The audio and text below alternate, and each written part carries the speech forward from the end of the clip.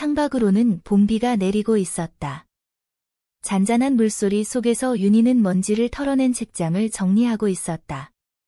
남편이 세상을 떠난 지 벌써 7년. 그동안 손도 대지 않던 방 한 칸을 드디어 비우기로 마음먹은 날이었다. 그녀는 가끔 생각했다. 내가 이 집에서 하는 일 대부분은 기억을 정리하는 일이다. 옷장 안엔 오래된 외투들과 그가 입던 셔츠들이 정리되어 있었다. 그 중 하나. 익숙하지 않은 회색 셔츠가 눈에 들어왔다. 면 소재의 진한 향수 냄새가 스며들어 있었고 무심코 옷깃을 만진 윤희는 이 셔츠가 자신의 것이 아니라는 걸 직감했다. 이건 내가 사준 게 아닌데 누군가 다른 여자가 준 걸까? 아니면 그냥 취향이 바뀐 셔츠였을까? 그녀는 당황하지 않았다. 하지만 가슴 어딘가가 미묘하게 흔들렸다. 그리고 그 순간 현관에서 조용한 초인종 소리가 울렸다. 형수님, 저예요. 정우.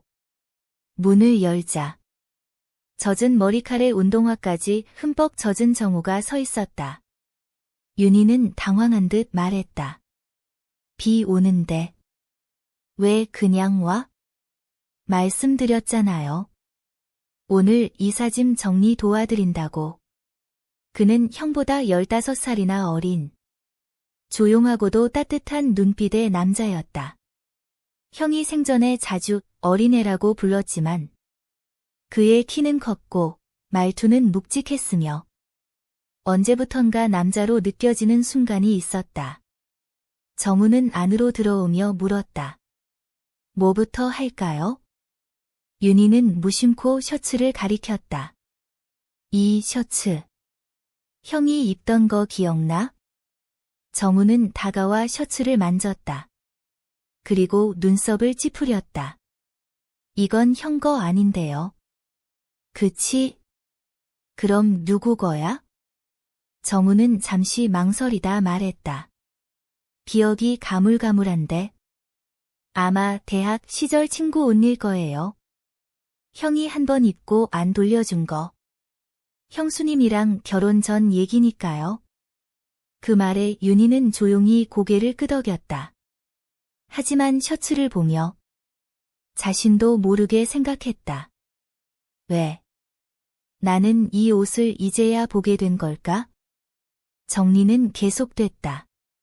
함께 쌓인 책 더미를 나르며 둘은 자주 눈이 마주쳤다. 정우는 여전히 말이 없었고 윤희는 때때로 그의 시선이 자신을 오래 따라온다는 것을 느꼈다. 식사 시간. 둘은 늦은 점심으로 국수와 김치를 나눠 먹었다. 그때 윤희가 조심스럽게 입을 열었다. 너. 형이랑 어릴 땐 자주 싸웠지? 정우는 웃었다. 거의 매일이었죠. 형은 항상 날 무시했어요. 근데 너희 둘 닮았어. 형보다 제가 덜 무서웠죠? 아니. 형보다 널 보면 덜 외로운 느낌이 들어. 그 말에 정우는 젓가락을 내려놓았다. 그리고 조심스럽게 물었다. 형수님은 지금도 외로우세요? 윤희는 웃지 않았다. 대신 그 눈빛이 처음으로 흔들렸다. 혼자는 익숙한데 누가 옆에 있다 사라지는 게 더 무서워. 저녁이 되자 비는 잦아들었고 둘은 거실에 앉아 오래된 음반을 들었다. 그리고 불쑥 정우가 말했다. 형수님. 오늘 처음 알았어요. 이 집이 이렇게 따뜻할 수 있다는 걸. 윤희는 그를 바라보았다. 그 말. 형이 살아있을 때 했으면 좋았을 텐데. 그땐 제가 그 따뜻함을 느낄 수 없었어요. 지금은 당신이 있어서 그런 것 같아요. 잠시 방 안은 정적이었다. 그리고 윤희는 말했다. 그 셔츠. 그거 당신이 가져가. 정우는 당황하며 물었다. 왜요? 형 거 아니잖아. 그리고 이제 내가 입어도 어울릴 것 같아. 정우는 셔츠를 조심히 받아들었다. 그건 단순한 옷이 아니었다. 그녀가 준 첫 번째 허락이었다. 생각하는 말풍선 시청자 여러분.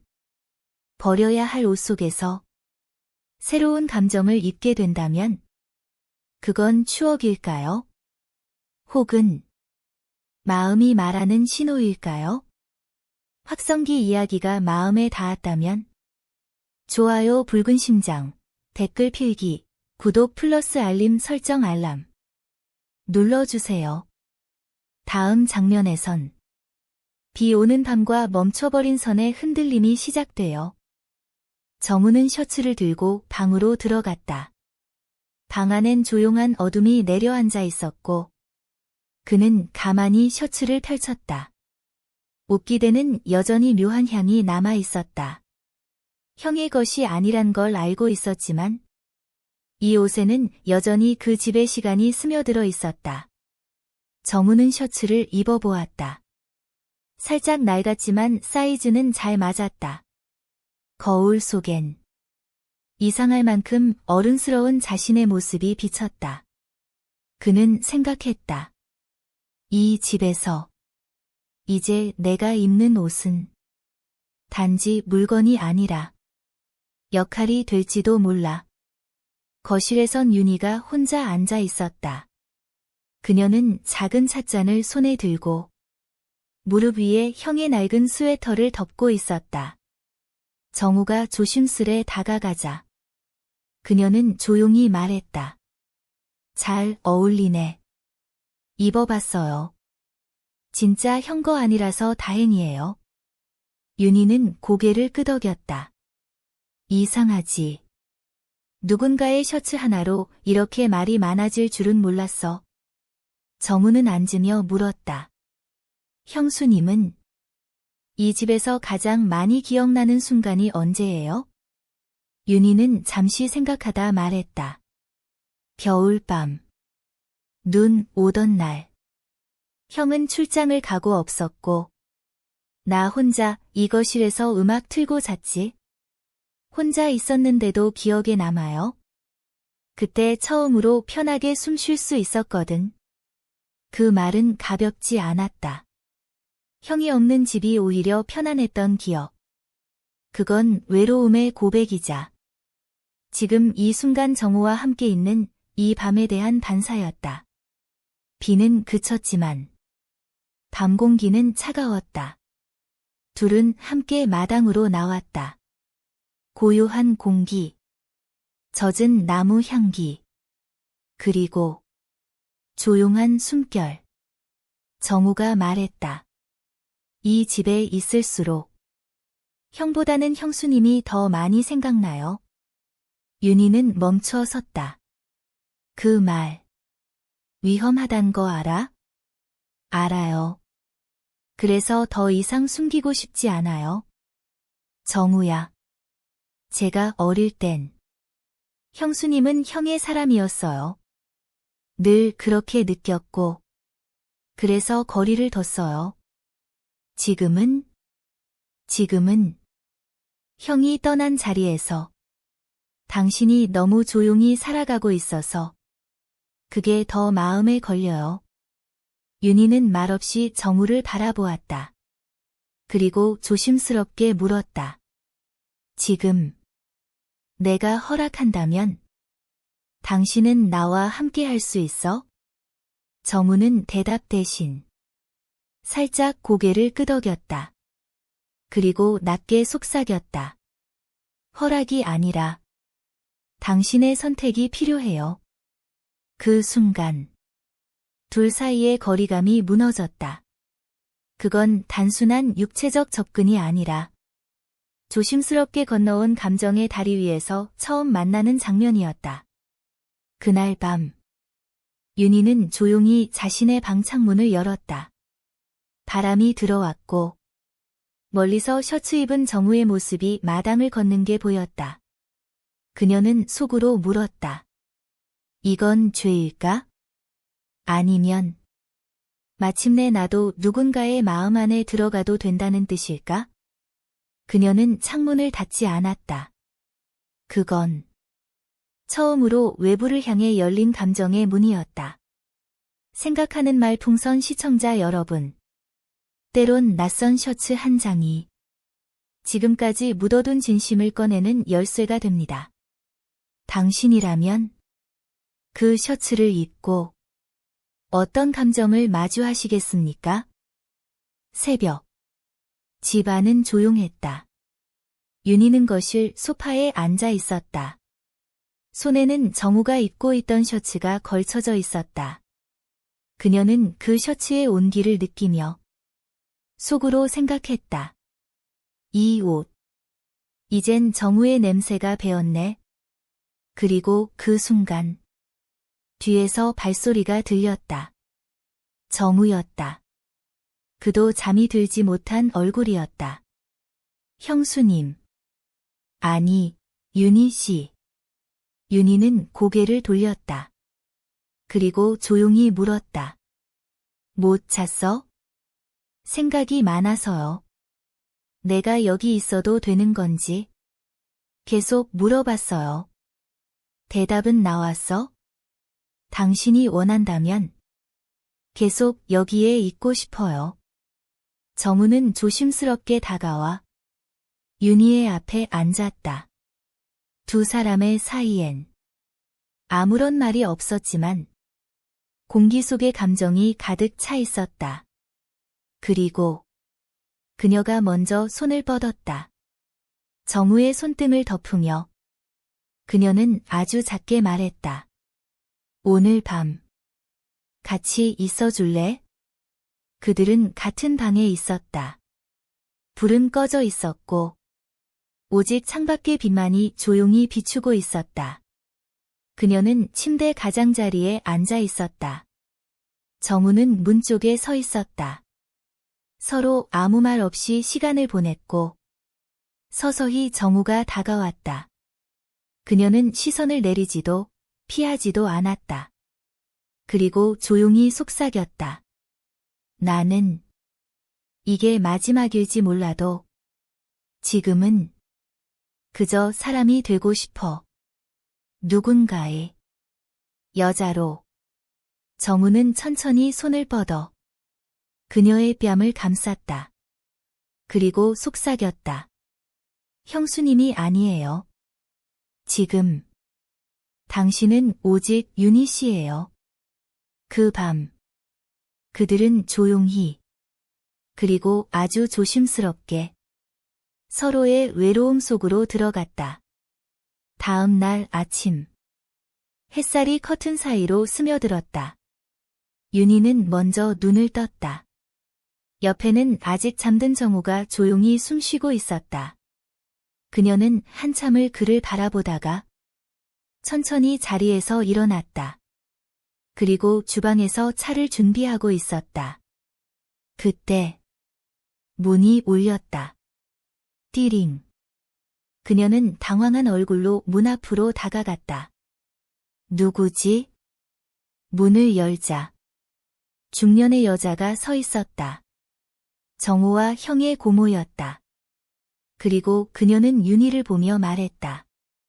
정우 여기 있지? 차 키 두고 갔더라고.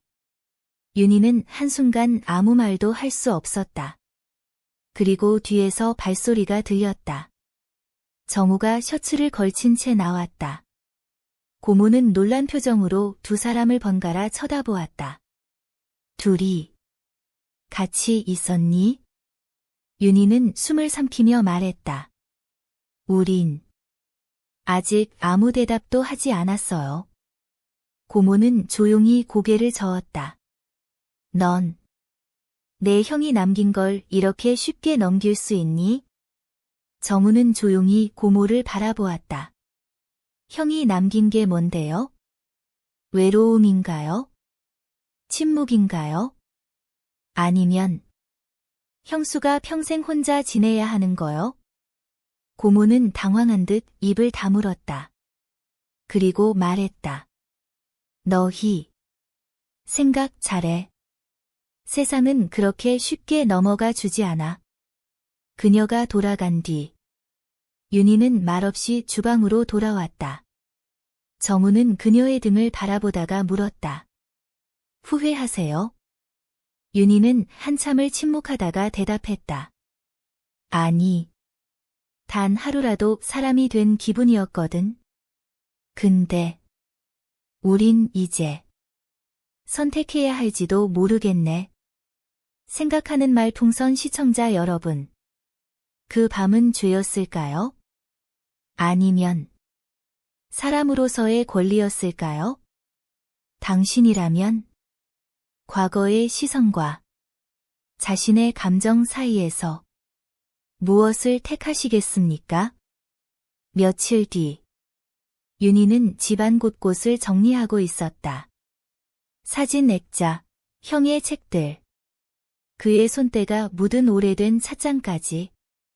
하지만 이번엔 정리를 위해서가 아니라 떠나기 위해서였다. 이 집에서 너무 오래 있었어. 그녀는 거실에 앉아 차 한 모금을 마시며 스스로에게 말했다. 그 순간 정우에게서 메시지가 왔다. 형수님. 아니, 윤희 씨. 나 오늘 오후에 갈게요. 이야기 꼭 마저 하고 싶어요. 정우가 도착했을 땐 집안엔 포장된 상자들이 이미 쌓여 있었다. 어디 가세요? 윤희는 조용히 웃었다. 여길 나가려고. 그냥 이제 이 공간에서 벗어나야 할 것 같아서. 정우는 그 말을 듣고도 당황하지 않았다. 그래요. 그럼 나랑 같이 나가요. 윤희는 잠시 침묵하다 물었다. 우리가 정말 그럴 수 있을까? 정우는 천천히 그녀 옆에 앉아 말했다. 그날 밤 이후 내가 제일 많이 한 생각이 뭔지 아세요? 뭔데? 그게 잘못이었는지 아니면 너무 늦은 진심이었는지. 윤희는 숨을 내쉬었다. 사람들은 우릴 이해 못할 거야. 사람들보다 중요한 건 당신이 날 어떻게 보는지예요. 잠시의 정적. 그리고 그녀는 눈을 들어 정우를 바라보며 말했다. 나는 널 나쁜 사람으로 만들고 싶지 않아. 그럼 당신은요? 그날 밤에 당신은 후회하지 않아요? 윤희는 고개를 저었다. 후회는 안 해. 하지만 그날 이후로 다시 나 자신을 돌아보게 됐어. 정우는 그녀의 손을 잡았다. 나도 그래요. 이 감정이 사랑인지 의지인지 혹은 외로움의 착각인지 계속 생각했어요. 그녀는 살며시 웃었다. 결론은 당신 없인 아무것도 안 되더라고요. 그날 오후 정우는 윤희를 데리고 서울 외곽의 작은 마을로 향했다. 그는 오래전부터 준비하고 있던 작은 작업실과 집을 보여주었다. 여기서 그림 그리고 살 거예요. 시끄럽지 않고 누구도 우리를 모를 거예요. 윤희는 조용히 그 공간을 둘러보았다. 그리고 천천히 말했다. 그 셔츠는? 정우는 작게 웃었다. 버렸어요. 당신이 날 바라볼 때 다른 사람의 흔적이 보이는 건 싫으니까. 윤희는 그 말을 듣고 처음으로 크게 웃었다. 그래. 이젠 우리 옷만 걸어두자. 몇 달 후, 윤희는 그 마을의 작은 마트에서 이웃들과 인사를 나누며 장을 봤다. 사람들은 그저 그녀를 그림 그리는 청년의 가족 정도로 알고 있었다. 밤이 되면 둘은 함께 저녁을 만들고 정우는 새로운 연작 그림을 구상했다. 그의 캔버스에는 윤희의 모습이 아니라 이제 함께 살아가는 사람의 그림이 담기기 시작했다. 추억이 아니라 현재를 그리기 시작한 것이다. 생각하는 말풍선 시청자 여러분. 금기란 건 누가 정하는 걸까요? 사랑은 때로 용서받을 수 없어 보이지만 그보다 더 무서운 건 한 번도 시도해보지 못한 마음 아닐까요? 확성기 이 긴 이야기와 함께 해주셔서 감사합니다.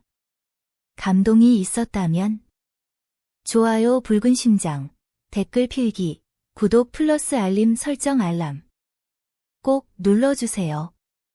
당신의 응원이 다음 이야기의 시작이 됩니다.